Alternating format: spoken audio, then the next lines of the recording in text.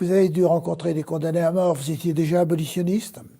En France, je n'ai pas rencontré de condamnés à mort. J'en ai rencontré quand j'ai été en Algérie très longuement, enfin pas très longuement, mais où j'avais vu beaucoup de condamnés à mort, notamment à Constantine, au centre pénitentiaire, où quand je suis arrivée, comme j'y allais, mandatée par Michelet, justement pour voir la situation des détenus du FLN, il m'a dit est-ce que vous voulez aussi inspecter la guillotine? Je lui ai dit non, je n'y tiens pas. Il m'a dit parce que vous savez, elle est en parfait état parce qu'on l'utilise souvent. Voilà, c'était les mots du directeur du centre pénitentiaire.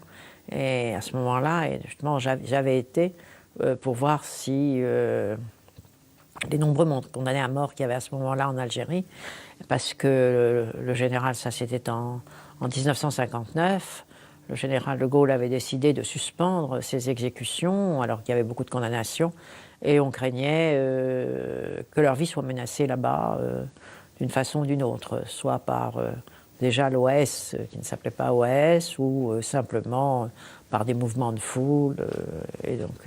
Et à la suite de ça, on a décidé de effectivement les ramener dans les prisons françaises. Vous parlez de Gaulle.